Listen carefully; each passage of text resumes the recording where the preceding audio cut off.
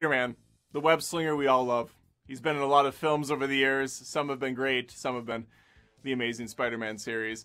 Today, though, I want to talk about the posters, specifically of the MCU ilk. Now, in the past, we've had some beautiful, lovely posters, such as the following.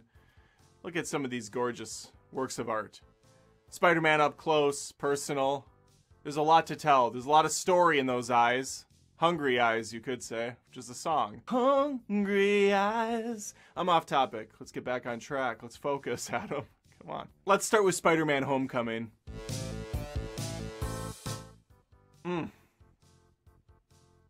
Imagine thinking that's a good poster. You work for Disney. You are commissioned to make a poster for Spider-Man, one of the largest studios on the planet, one of the largest superhero properties.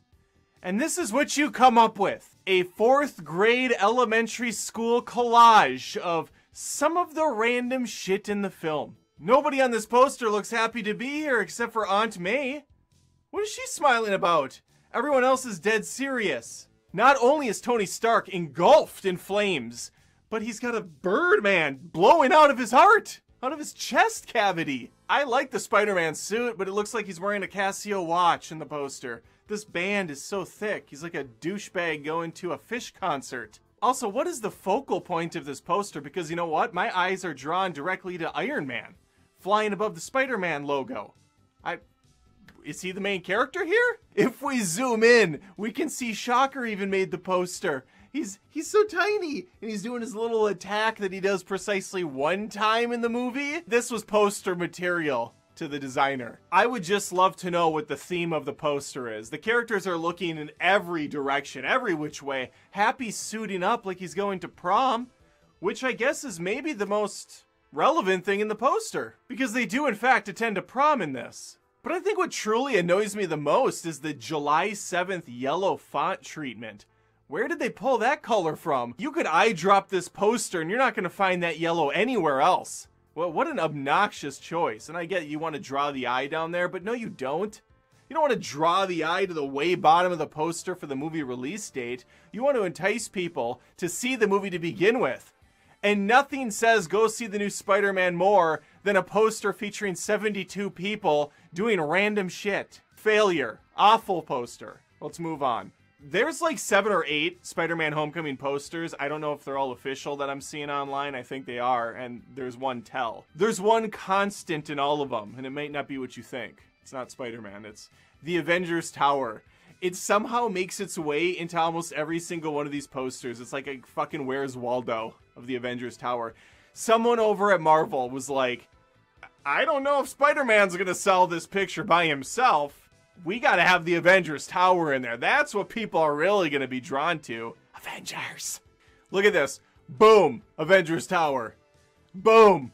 Avengers Tower. Enhance. Boom. Avengers Tower. Kaboom. Avengers Tower. Next up on the shit list is Spider-Man Far From Home. This might be worse. Oh my god. That chrome Spider-Man symbol behind these actors is atrocious. Someone learned how to use the cropping tool, baby. Look how they cropped them kind of into the symbol. They thought it was a good idea on paper. It didn't play out that way. Let's talk about the pros. 1, we only have 3 actors on this poster instead of 35, so at least we've scaled back there. That's it. That's the pro. Only 3 actors.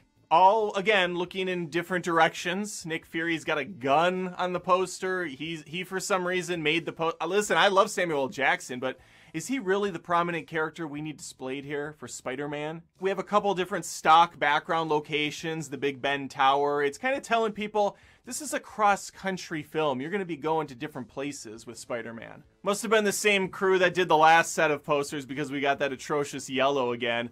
That obnoxious look at me at the top and bottom. I will say this, at least they carried the color from the beginning to the end of this story, this poster story. At least there's some consistency, even if it's terrible. What the fuck is the light source on this poster? Look at the chrome.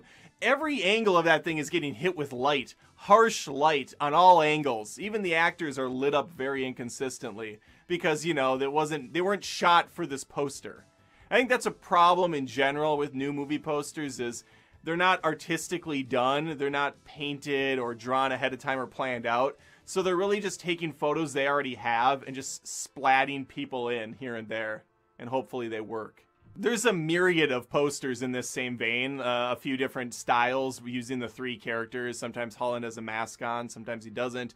There are some good ones, though, out of this film. There's better ones for sure than Homecoming. This one, for example, I really dig. It's got the different stickers of the places that Spider-Man's traveling to. He's got, of course, the I Love New York sticker, which props his hometown. It's a playful poster. It reflects Spider-Man more. Plus, we just have a beautiful illustration of the Spider-Man mask.